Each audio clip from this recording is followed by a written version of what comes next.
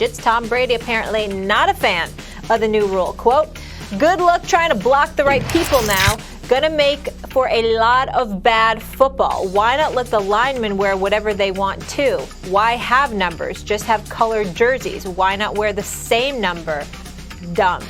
Stephen A., do you agree that number changes are bad for football? We're going to see a lot of bad football now? I'm not going to lie to you. I have no idea. But if Tom Brady says it's going to be bad, I believe him. Now, I know there's a lot of people, there's some people that were speculating he can't be serious. This is no big deal. There are others that are speculating he was joking. He was just being self-deprecating to some degree, or whatever the case may be. I'm saying, assuming that he's serious, he would know. Now, when you're older, obviously you can be a bit archaic in your thinking, averse to change. And as a result of that, you might not like things, the changes that'll take place. You're out there at the quarterback position. You're looking on a number of jerseys. It's easier to identify defensive personnel. And as a result, you know who exactly you want to exploit and when, because when you're standing in the pocket, you don't get to see people's faces, particularly when they've got on helmets or what have you. You're going by the numbers on their jerseys for all we know when he's looking in the secondary and trying to exploit certain coverages and things of that nature. So he's looking at a defense and maybe it's easier for you to disguise personnel or whatever the case may be. I don't know. I really, really don't know. All I'm saying is that if Tom Brady, who is the man, the GOAT, the reigning, defending Super Bowl champion, a 7-time champion, okay?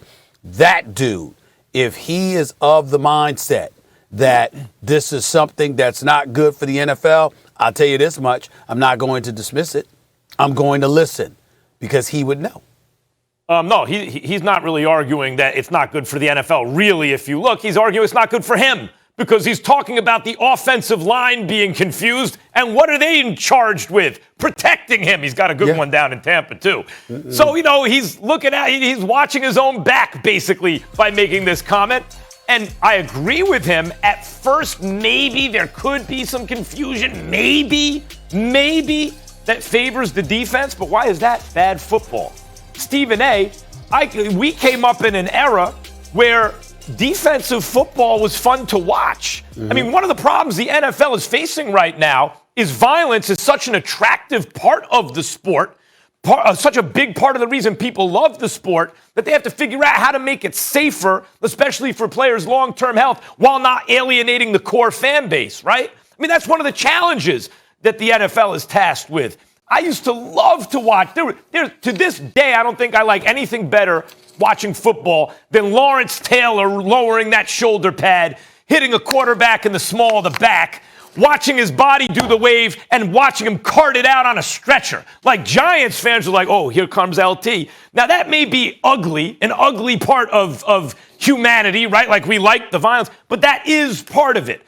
So that's part of the appeal of the game. To argue, if Tom Brady wants to argue, hey, this could lead to more injury, and that could be a problem for the NFL, maybe marginally, and maybe he'd be right about that. But arguing simply that this might favor the defense, and so therefore it's bad for the NFL, I don't buy it. I would say it doesn't favor Tom Brady. At least it looks like it could be a marginal negative for Tom Brady, and so he's putting that out there. I get where you're coming from with that, Max. I mean, obviously, offensive linemen having a difficult time identifying who to block. You got a quarterback trying to pick up blitzes and what have you. And, somebody like him who's been quarterbacking in the league for over 20 years now, you've grown accustomed to doing things a certain way, and it's changing up on you. It might be him exaggerating, embellishing it to a degree. And clearly he's trying to protect himself. But remember, the NFL were the ones that came up with these rules. And it wasn't just for safety purposes. Similar to the NBA, offense is what attracts an audience. The more points you can put up, the more attractive it is to the viewing audience. And so that might play a role in it as well. So again, I don't want to it's a significant thing. He's got to make the necessary adjustments on anything. All I'm saying is for people out there who just summarily dismiss it, it is Tom Brady that we're talking about here. And if he's saying something is bad, whether it's bad for an offense, whether it's bad for a quarterback, if that's what he's saying, that does mean it's bad for football based on what the NFL says they want the game to be. And if that's the reality of the situation, I think it's something that we should not summarily dismiss because we must consider the source. And there is no greater source in the NFL than Tom Brady. But you do have defenses that should be very, very happy because every rule under the sun has benefited offenses over the last few years, not the defense. Don't get Ray Lewis started with that. And so we understand that as well. Or even guys who just want low numbers, right? Because it's cooler, right? They don't want to wear 57. They'd rather wear 5. I get it. There's some guys that like single digits instead of the double digit numbers. That's true.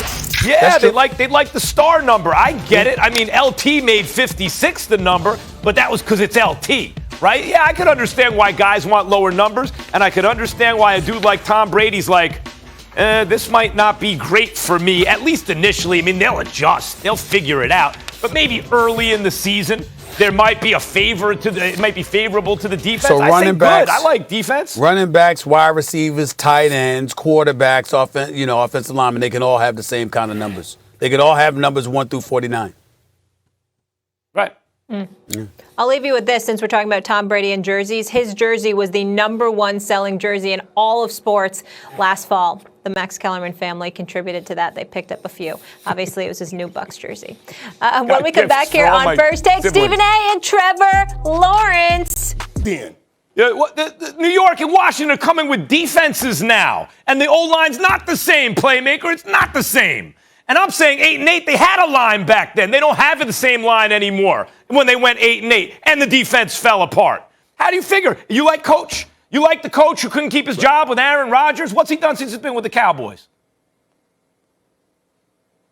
I like the coach because Dak Prescott loves the coach. When I talk to Dak Prescott, he says he loves the coach. That's enough for me. It gives him the room to do what he needs to do. Let's stop playing. I love Aaron Rodgers. But y'all know Aaron Rodgers is hard. We all know that. Let's stop playing. It ain't like he's the easiest person in the world to get along with. And Dak Prescott ain't that. So they'll be able to work together better here in Dallas than he worked with Aaron Rodgers. You can stop trying to use yesterday to paint today. That paint you're painting is stale. It's no good. It is dried up. He's here now on a new day. And Dak Prescott is a better dude in getting along with people than Aaron Rodgers. Let's stop pulling that in. Well, last time I checked, paintings are supposed to dry.